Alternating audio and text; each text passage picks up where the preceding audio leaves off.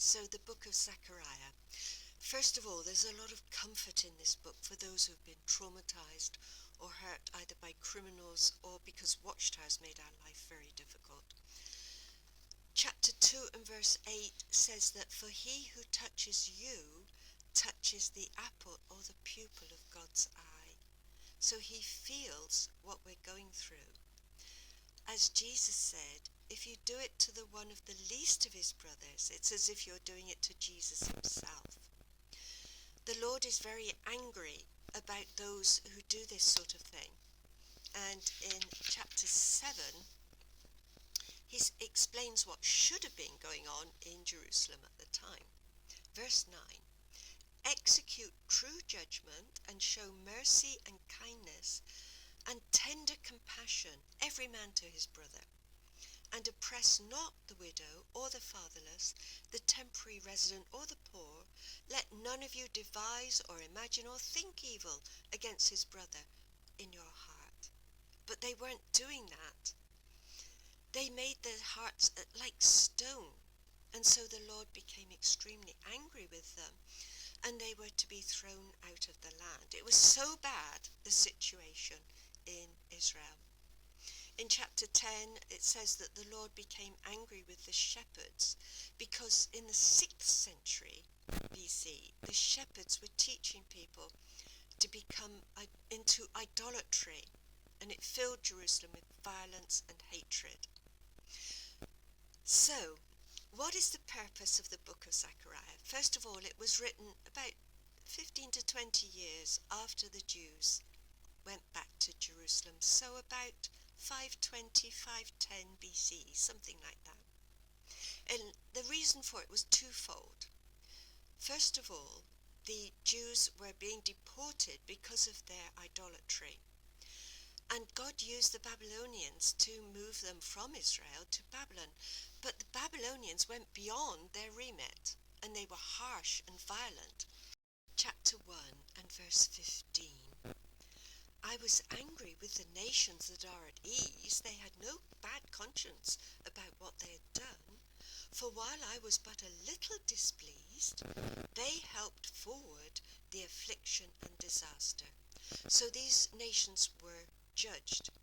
Now the other reason for the book of Zechariah was that the Jews had returned to Jerusalem, and their remit was to rebuild the temple, and they got as far as the foundation.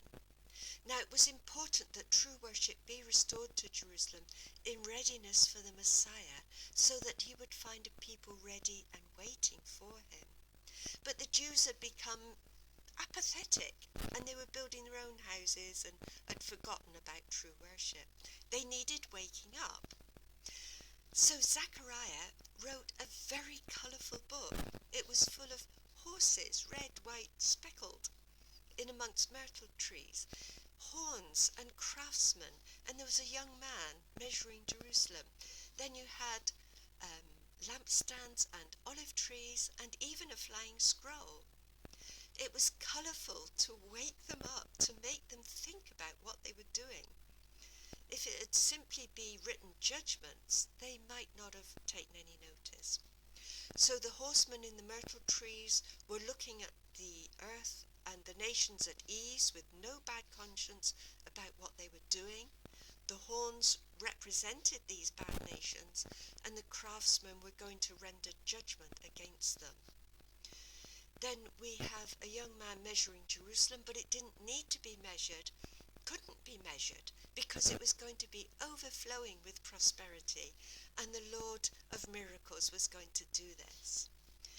The flying scroll concerned those who had gone back to their old ways, and this was a judgment against them, and that they were to turn to goodness again. So, for Christians then, what value is there? We get to know our Father a lot better, his kindness, his compassion, and his thoughts towards us. Then we have the prophecies concerning the Messiah. There are several of them. That Jesus would enter Jerusalem on an ass, that he would be betrayed for 30 pieces of silver, that his disciples would be scattered at his death, and also during his death he would be pierced.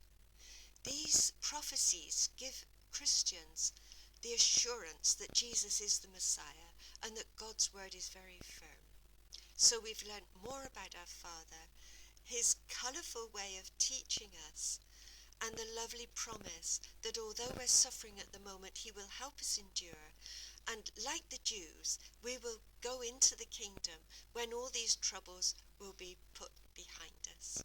So God be with us in all our troubles at the moment, and we look forward to the kingdom coming. Thank you so much, and God bless.